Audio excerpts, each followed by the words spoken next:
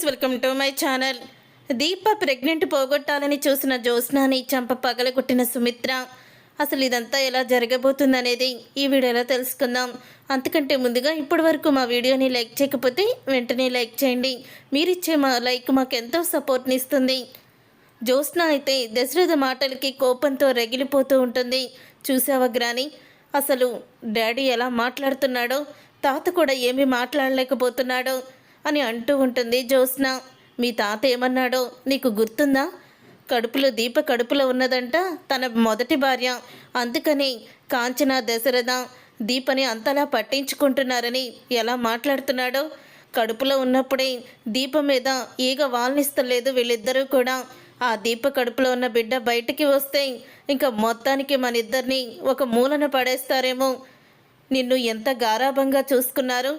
ఆ దీపని పక్కన కూర్చోబెట్టి నిన్ను వంటగదిలోకి వెళ్ళి కాఫీ పెట్టమంటున్నాడు మీ డాడీ. మొత్తానికి మనల్ని పని వాళ్ళు కూడా చేసేటట్టున్నారు. రేపటి రోజున ఆ దీపకాళ్ళు వత్తమన్నా కూడా వత్తాల్సిందే అని అంటూ ఉంటుంది పారిజాతం. లేదు గ్రాని, నేను అస్సలు కూడా ఇక ఒప్పుకోను. నువ్వన్నది నిజమే.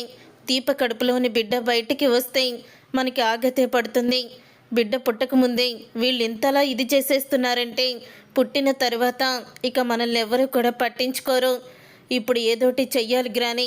ఆ దీప కడుపులో ఉన్న బిడ్డని కరిగించెయ్యాలి, దాన్ని చంపేయాలి అని అంటూ ఉంటుంది జ్యోత్స్న. ఏం మాట్లాడుతున్నావే? ఏమాత్రం అనుమానం వచ్చినా చంపేస్తారు వీళ్ళు అని అంటూ ఉంటుంది పారిజాతం. అనుమానం రాకుండా ఏం చెయ్యాలో నాకు తెలుసులే గ్రాని అని అంటూ ఉంటుంది జ్యోత్స్న. ఇంతలో ఇక దీప అయితే వంటగదిలో ఉండడం చూసిన దశరథ అప్పుడే ఇక అమ్మ దీప ఇలా రా నాతో అని అంటూ ఉంటాడు. అప్పుడే ఇక బయటకైతే తీసుకువెళ్తాడు గార్డెన్లోకి. మొక్కలకి నీళ్లు పోస్తూ ఉంటాడు కార్తీక్ అయితే. అప్పుడే ఇక కార్తీక్ దగ్గరికి దీపని తీసుకువెళ్ళి ఎప్పుడు ఏదోటి పని చేస్తూనే ఉంటావేంటమ్మా, మీ ఇద్దరు చక్కగా ఇలా సరదాగా కూర్చొని మాట్లాడుకోండి అని అంటూ ఉంటాడు దశరథ. ఏం మాట్లాడుకుంటాంలే నాన్న, లోపల ఏదో ఒక పని చేసుకుంటాను అని అంటూ ఉంటుంది దీప. అంతే మావయ్య, మీ కూతురు అంతే, మీకులాగే మొండిది, మాట వినిపించుకోదు. చక్కగా కూర్చొని మాట్లాడుకుందామంటే కూర్చొని మాట్లాడుకోవాలి, కానీ పనుందంట వంటగదిలో అని కార్తీక్ అంటూ ఉంటాడు. అప్పుడే ఇక దశరథ నవ్వుతూ, చూసావమ్మా అల్లుడు నీ మీద ఎలాంటి కంప్లైంట్ ఇస్తున్నాడో. కూర్చొని సరదాగా మాట్లాడుకోండి, ఎప్పుడు ఏదో ఒక ఆలోచనలు టెన్షన్తోనే ఉంది. చక్కగా నువ్వు కూర్చొని మాట్లాడుకోమ్మా, నువ్వు నవ్వుతూ ఉండాలి అని అంటూ ఉంటాడు దశరథ అయితే. అప్పుడే ఇక ఆ మాట విని అంటూ ఉంటాడు కార్తీక్, చూసావా మీ నాన్నకి నీ మీద ఉన్న దశ మేనల్లుడి మీద లేదో. కూతురని తెలిసేసరికి ఈ మేనల్లుడు మనశ్శాంతిగా లేడు కదా, ప్రశాంతంగా మనశ్శాంతిగా కూర్చుంటాడంటల్లా నీ గురించి మాట్లాడుతున్నాడు. వెనక్కి ఉండి నడిపించే నా కష్టం అంతా కూడా బూడిదలో పూసిన పన్నీర్ అయిపోయింది అని కార్తీక్ అంటూ ఉంటాడు. అదేం లేదులే అల్లుడు, నువ్వు లేకపోతే మా అమ్మాయి ఎక్కడుంది అని అంటూ ఉంటాడు దశరథ అయితే. అప్పుడే సరే నాన్న, కాఫీ తీసుకొస్తాను, మేమిద్దరం కలిపి కూర్చొని తాగుతాము అని అంటూ ఉంటుంది దీప. ఈ మాట బాగుంది దీప, మావయ్య కూడా తీసుకురా అని అంటూ ఉంటే, ఎందుకు లేరా, నేను వెళ్ళి మీ అత్తయ్య దగ్గర కూర్చుంటాను అని అంటూ ఉంటాడు దశరథ. ఆ పంచేయి మావయ్య, వెళ్ళు అని అంటూ ఉంటాడు కార్తీక్ అయితే. తర్వాత ఇక దీప అయితే కాఫీ కలుపుతూ ఉంటుంది.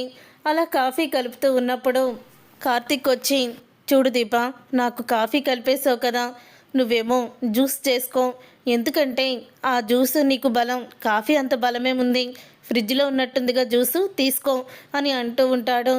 సరే అయితే నువ్వు వెళ్ళి అక్కడ కూర్చో, ముందు నీకు కాఫీ తీసుకొస్తాను, తర్వాత నేను జ్యూస్ తాగుతాను అని అంటూ ఉంటుంది దీప.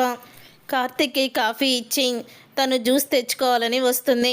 ఇంతలో ఇదంతా చూసిన జ్యోత్స్న ఆ జ్యూస్ బయటికి తీసి గ్లాసులో పోసి ఇక వెంటనే దాంట్లో ట్యాబ్లెట్లు అయితే కలుపుతుంది.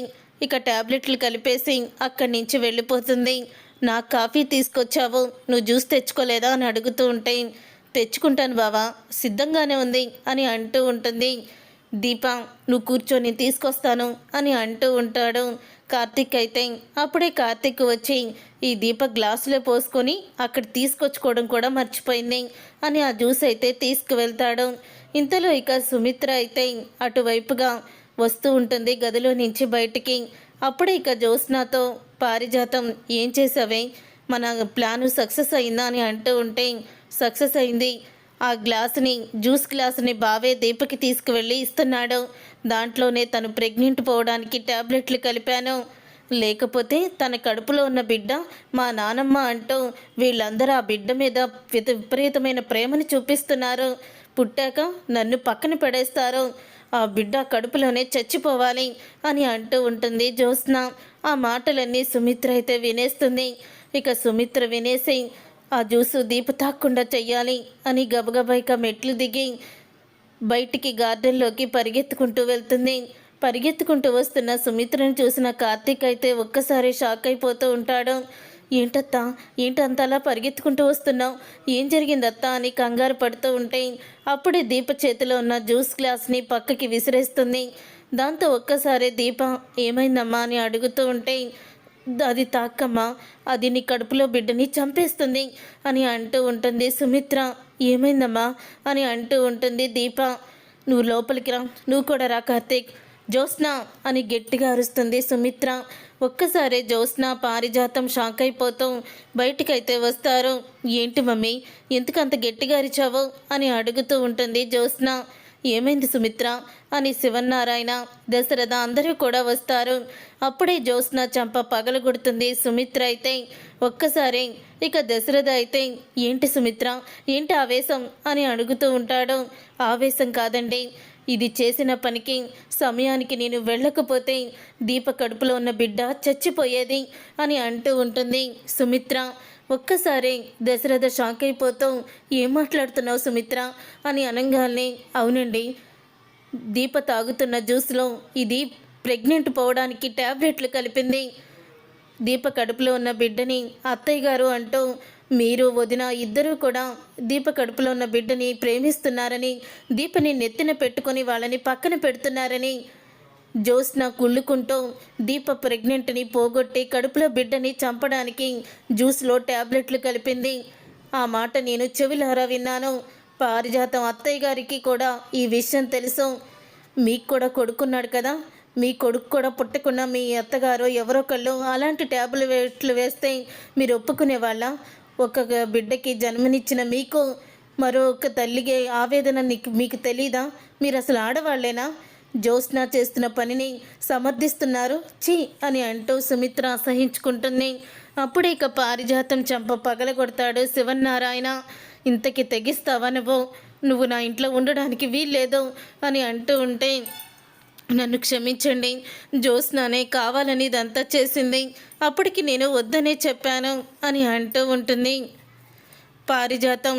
అప్పుడే ఇక దశరథ అయితే నాన్న, జ్యోత్స్నని నా కళ్ళ ముందు అస్సలు కూడా రావద్దని చెప్పు, జ్యోత్స్న ఇంట్లో నుంచి వెళ్ళిపోమ్మను అని అనగానే మావయ్య అయిపోయిందేదో అయిపోయింది, నువ్వు అంత కోపాన్ని తెచ్చుకోకు, జ్యోత్స్న ఇంట్లో నుంచి వెళ్ళిపోతాయి ఎలా కుదురుతుంది అనుకుంటున్నావు, ఎంతైనా తను అని అనగానే అవునరా తను నా కూతురే, కానీ కూతురు అని చేసిన తప్పులన్నీ కూడా క్షమిస్తూ వచ్చాను, అదే నేను చేసిన పెద్ద తప్పు అని అంటూ ఉంటాడు దశరథ అయితే. అప్పుడే సుమిత్ర అయితే మీరు ఆవేశపడకండి, నువ్వు చేసిన పనికి దీప కాళ్ళ మీద పడి క్షమాపణ చెప్పు అని అంటూ ఉంటుంది సుమిత్ర. అది విని ఒక్కసారి జ్యోత్స్న మమ్మీనే చెప్తున్నాను, దీప కాళ్ళ మీద పడి క్షమాపణ చెప్పు అని షాక్ ఇస్తుంది సుమిత్ర అయితే జ్యోత్స్నకి. చూసారుగా ఫ్రెండ్స్, మరి సుమిత్ర వేసిన శిక్షని జ్యోత్స్న ఒప్పుకుంటుందా, దీప కాళ్ళ మీద పడి క్షమాపణ చెప్తుందా అనేది రాబోయే కథలో తెలుసుకుందాం. ఈ వీడియో మీకు నచ్చితే తప్పకుండా లైక్ చేసి ఛానల్ని సబ్స్క్రైబ్ చేసుకొని పక్కనే ఉన్న గంట సింబల్పై ఆల్ అని క్లిక్ చేయండి.